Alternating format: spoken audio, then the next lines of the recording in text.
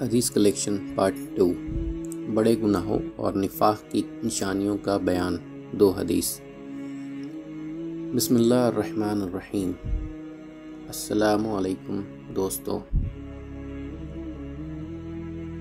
آج کی ویڈیو میں ہم بڑے گناہوں اور نفاق کی نشانیوں کے بارے میں 2 حدیث بیان کریں گے۔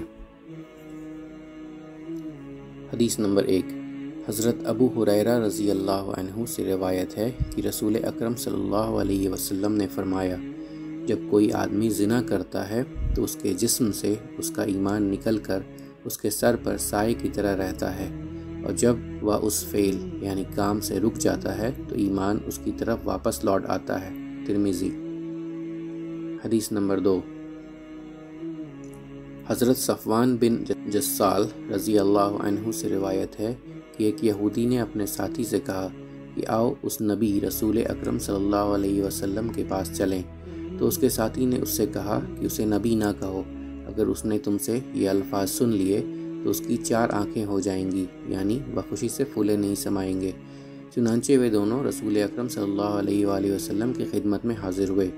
انہوں نے آپ سے کچھ اسپشٹ احکامات کے بارے میں سوال کیا تو آپ نے فرمایا، تم اللہ کے ساتھ کسی کو شریک نہ کرو، چوری نہ کرو، زنا نہ کرو، جس جان کو اللہ تعالیٰ نے قتل کرنا حرام قرار دیا ہے اسے ناحق قتل نہ کرو، کسی بے گناہ کو قتل کرنے کے لیے اس پر غلط الزام لگا کر حاکم کے پاس نہ لے جاؤ، جادو نہ کرو، سود نہ کھاؤ، پاک دامن عورتوں پر زنا کی تہمت نہ لگاؤ، میدان جنگ سے نہ بھاگو، اور اے یہودیوں، تمہارے لیے خاص حکم یہ ہے کہ ہفتے شنیوار کے دن اللہ کے حکم سے آگے نہ بڑھو۔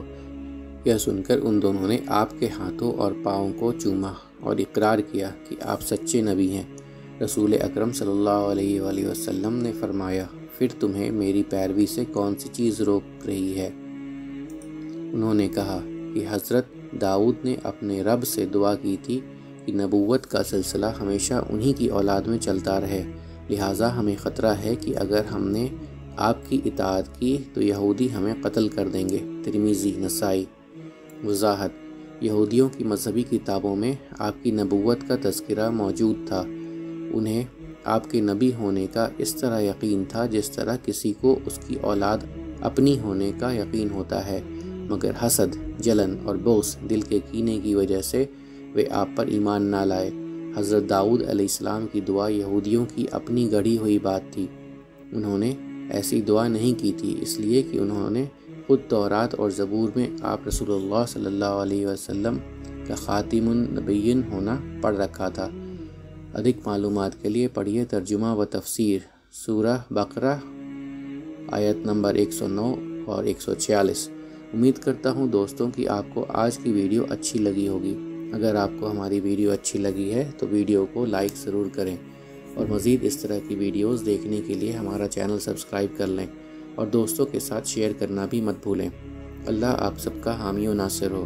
انشاءاللہ ملتے ہیں اگلے ویڈیو میں۔ اجازت دیجیے۔ السلام علیکم۔ اللہ حافظ۔